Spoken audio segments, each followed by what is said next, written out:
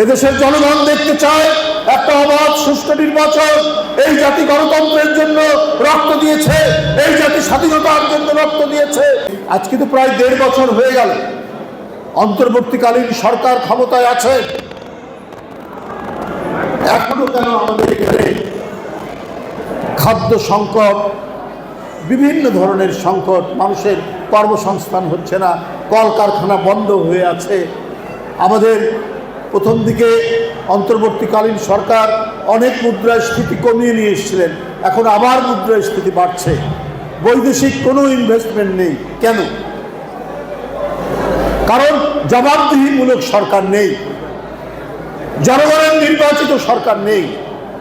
জনগণের নির্বাচিত সরকার থাকলে তার প্রতিটি ব্যর্থতার জন্য জনগণকে জবাব দিতে হতো এবং এই জবাব দেওয়ার কারণেই নির্বাচিত সরকার সঠিকভাবে কাজ করতে তাগিদ পেত। আজকে নানাভাবেই আমরা সরকারের যে ঢিলে ঢালা ভাব আমরা দেখছি, এটা অত্যন্ত দুঃখজনক। আইন শৃঙ্খলার পরিস্থিতি যে খুব ভালো হয়েছে তা নয়, বরং প্রতিদিনই অবনতিশীল হচ্ছে। ওদের স্বপ্ন পূরণে পাশে থাকতে পেরে আমরা গর্বিত।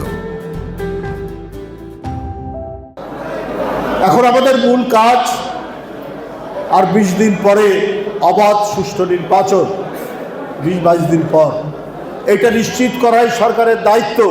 কিন্তু আজকে নানা কারণে, নানা বিষয়ে, নির্বাচন কমিশনের নানা আচরণে কিছু কিছু তো প্রশ্ন উঠছে।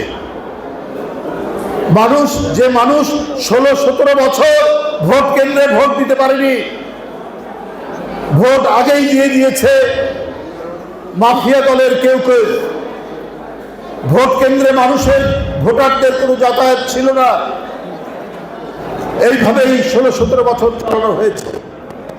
এখন মানুষ চায় নির্ভয়ে ভোট কেন্দ্রে গিয়ে তার পছন্দ মতো প্রার্থীকে ভোট দেবে।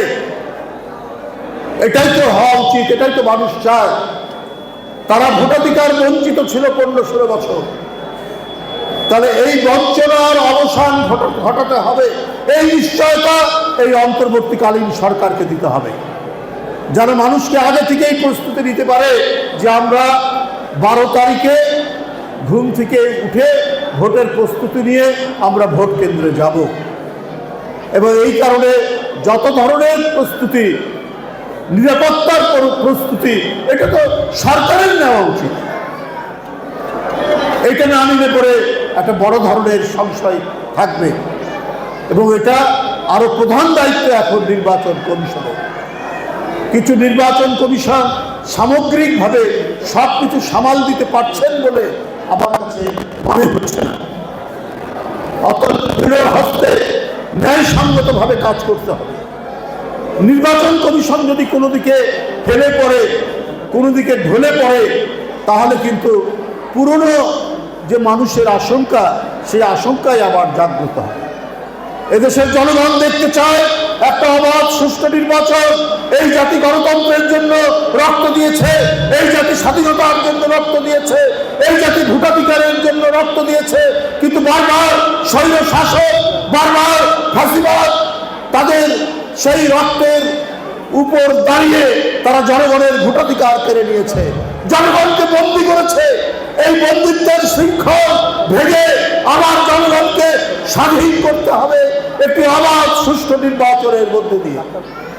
এটাই হওয়া উচিত আজকের এই সরকার এবং নির্বাচন কমিশনের আশু কর্তব্য।